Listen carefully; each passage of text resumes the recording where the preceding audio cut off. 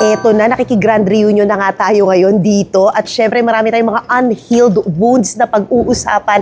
At bakit nga ba ganito, ganyan, ganoon? Makakasama talaga natin ang director, Direk Cholo, Miss Agot and Miss Jody. Oh my gosh, congratulations first of all sa napaka, parang grabe yung kurot sa puso na proyekto na to. Mm-hmm. Thank you. Ang sakit siya panoorin, but at the same time, ang healing din niyang panoorin. What was the journey like for your characters? Oh, wow, grabe. Na isa ring writer. Oo nga. Well, roller coaster, yun ang masasabi ko. Yung journey na pinagdaanan ni Joe, na just when she thought na she has it all together, na biglang merong pasabog na darating, nayayanig talaga sa mundo niya, na parang sabihin natin, madidiskare lang kanyang mga plano sa life. So, dito natin makikita kung paano niya i-deal, kung paano niya i-navigate, or kung kaya nga ba niya talagang i-deal at i-navigate yung sitwasyon na to sa buhay niya. And I'm sure na maraming na makaka-relate. Kasi sa buhay natin may mga bagay na dumarating na pasabog na hindi natin ine-expect. So, what do we do when it comes? And with Paz, na pasabog din ang pagdating. Parang rockstar no? Hindi, parang si Paz is the instigator. Parang siya yung pinasok doon at ginulo yung... Siya yung bagyo. Oo, ako yung bagyo na umagupit sa kanilang lahat. But then, after a while, there is also, as all families are, merong healing, merong fighting, merong chaos na mangyayari. But all is well in the end. Hopefully. Yeah.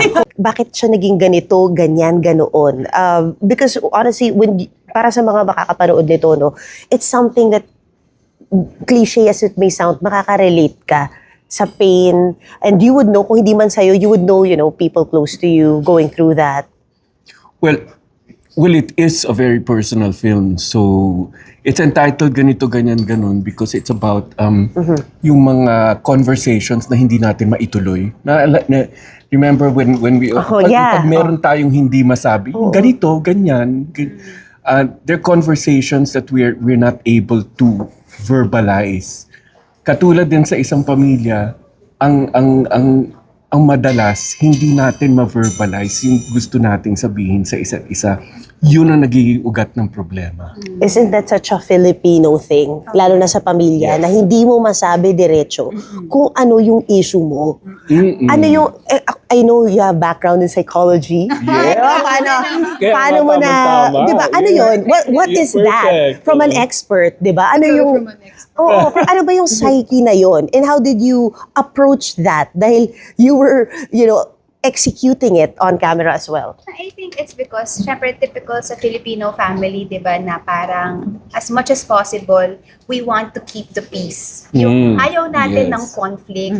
Very non-confrontational ang Filipino families So, kung gusto natin, yung palalagpasin na lang natin ng palalagpasin, yung sige na, hayaan mo na, pagbigyan mo na, magulang mo yan, mas matanda. So, we always try to justify kung bakit hindi natin pag-uusapan. So, ang tendency is just to sweep things, under the rug. Correct. Hanggang sa, ayun na nga, naiipon, hanggang sa, yun na nga, sumasabog, na wala nang ibang choice kung hindi harapin mo na, pag-usapan na. So, I think hindi din talaga tayo magaling sa confrontation kasi most of us are very avoidant of, of difficult conversations. Kaya nga di ba lagi may tinatawag na parang yung elephant in the room. Andyan na yung problema pero magbubulag-bulagan tayo, huwag nating pag-usapan. Kunyari, okay tayong lahat. Ganito, pero, ganyan. Ganon. Ganun talaga.